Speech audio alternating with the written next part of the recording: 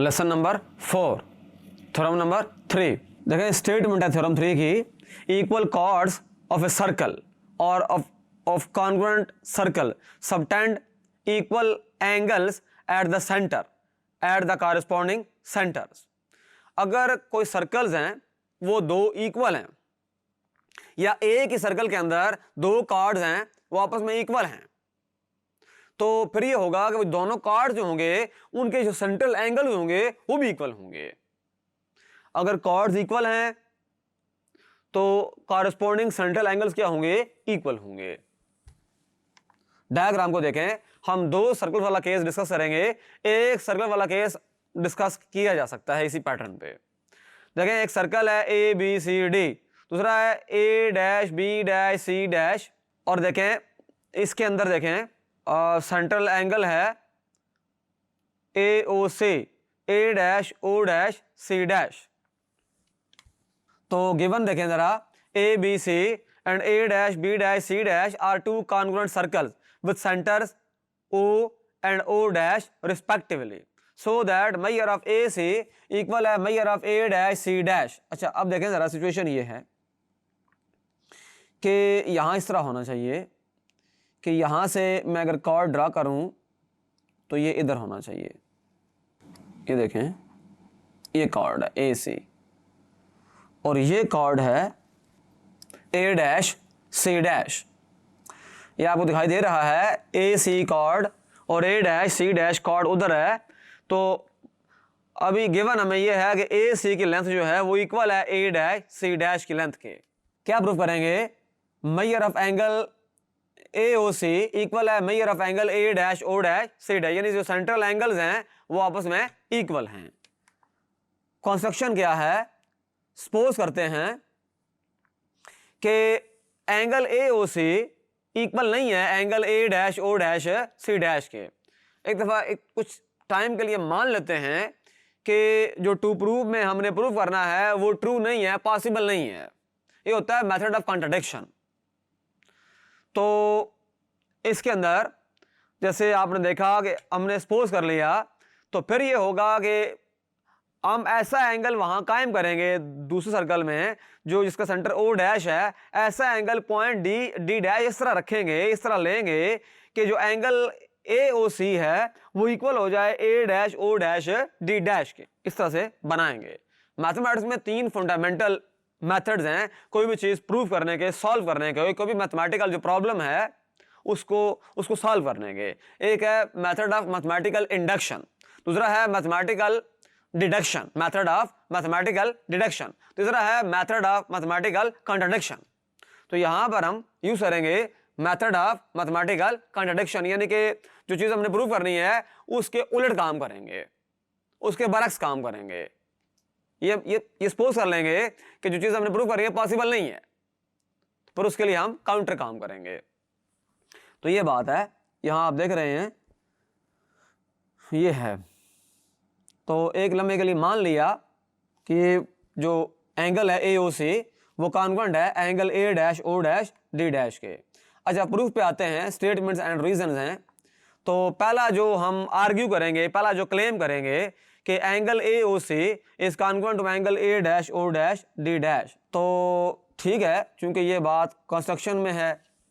अच्छा, अब बात को जरा हमने अंडरस्टैंड से करना है कि देख लें कि ये दो सेंट्रल एंगल हैं। बेसिकली ये सेंट्रल एंगल हैं, तो जो पहला सेंट्रल एंगल है ए ओ सी वो किस लिहाज से है? वो आर्क ए सी के लिहाज से है। और उधर जो angle A dash O dash D dash है वो arc A dash D dash के लिहाज से है। ये वाला एंगल ए सी आर्क के लिहाज से है ए ओ सी। यहां अगर इसको लिख दिया जाए तो कोई इशू नहीं है, कोई प्रॉब्लम नहीं होनी चाहिए। ये देखें, ये एंगल है जो ए ओ सी, ये किसके लिहाज से है? आर्क ए सी के लिहाज से है।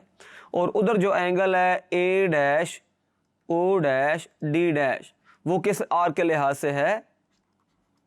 A dash D dash arc के लिहाज से है। तो बड़ा आसान है ये, इसको रिजल्ट नंबर 1 कह दें। अगर सेंट्रल एंगल्स इक्वल हैं तो दोनों आर्क्स जो होंगे वो भी क्या होंगी, इक्वल होंगी। ये वेल नोन फैक्ट है, इसको हम प्रूव कर चुके हैं थ्योरम के अंदर। इसका जो जस्टिफिकेशन है वो इस तरह से है, are subtended by equal central angles in congruent circles. दो सर्कल्स इक्वल हैं, दो सेंट्रल एंगल्स हमने माना हुआ है कि वो इक्वल हैं, तो दोनों आर्क्स भी क्या होंगी, इक्वल होंगी।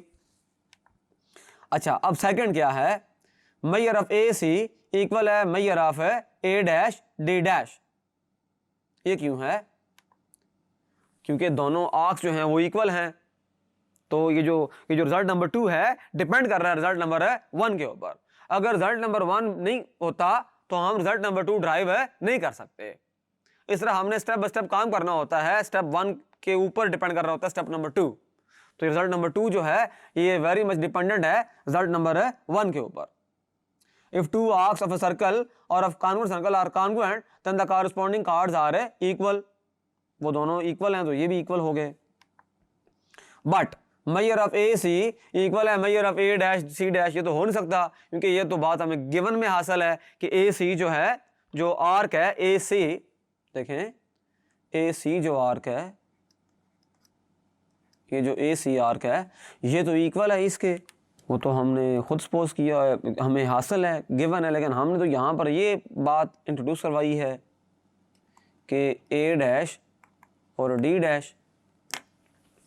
अब ऊपर हमने ये क्लेम किया, ये दावा किया, ये लिखा कि ए सी जो लाइन सेगमेंट का टुकड़ा है, ए सी जो कॉर्ड है उसकी लेंथ इक्वल है ए डैश डी डैश के, जबकि गिवन में ये था कि ए सी जो टुकड़ा है जो उसकी लेंथ है ए सी की वो इक्वल है ए डैश सी डैश के।